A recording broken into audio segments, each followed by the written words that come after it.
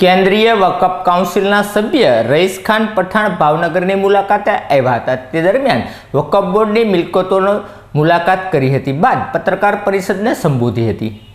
केंद्रीय वक्फ काउंसिलना सभ्य रईस खान पठाण भावनगरनी मुलाकाते पधार्या हता, जेमणे भावनगर खाते आवेल वक्फ बोर्डनी मिलकतोनी मुलाकात करी हती अने तमाम माहितीओ एकत्र करी हती बाद सर्किट हाउस खाते पत्रकार परिषदने संबोधी यूपी सरकार द्वारा कायदेसर अने गैरकायदेसर बदरेसानी तपासना निर्णयने आवकार्यो हतो। तेनी साथोसाथ केंद्रनी भाजप सरकारनी कामगीरीनी पण आ तबक्के बिरदावी हती अने सरकार माइनोरिटीनी साथे होवानुं जणाव्युं हतुं।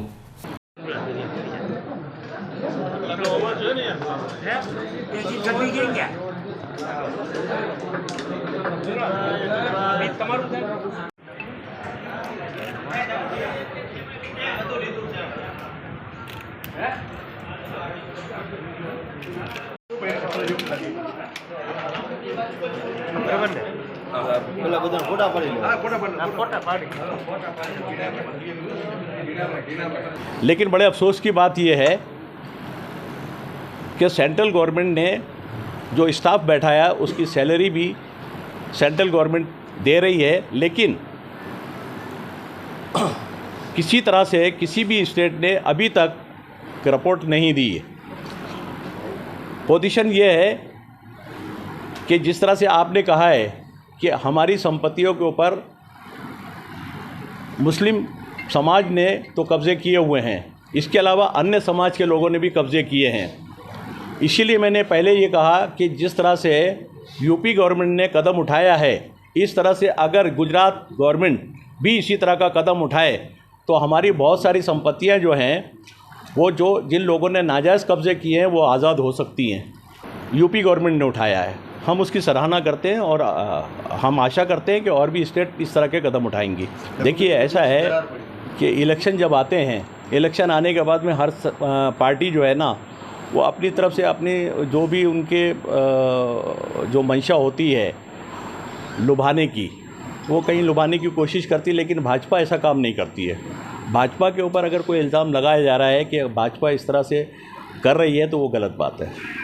हमारे भारत के अंदर लाखों एकड़ ज़मीन गौचर की थी और गौचर की ज़मीन 1947 के बाद से अब तक पूरी तरह से गायब हो चुकी है, जो पता ही नहीं चलता है कि हमारे देश के अंदर गौचर की भी ज़मीन है।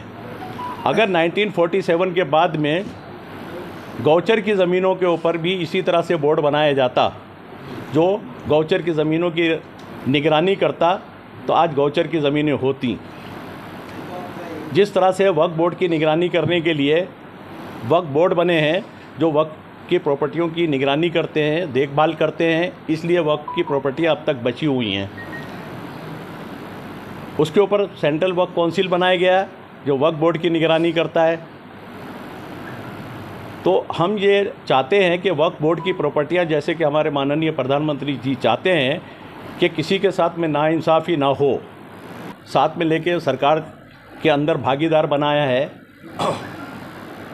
1947 के बाद में ये पहली बार ऐसा हुआ है कि बीजेपी की सरकार में सबसे ज़्यादा भागीदारी अगर दी गई है तो मुसलमानों को दी गई है।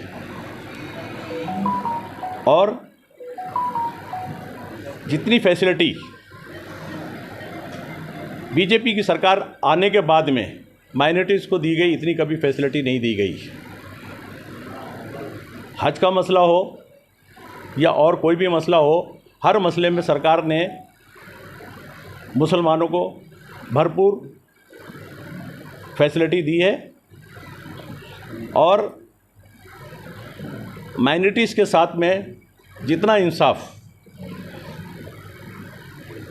बीजेपी की सरकार में हुआ है और हो रहा है, इतना कभी नहीं हुआ।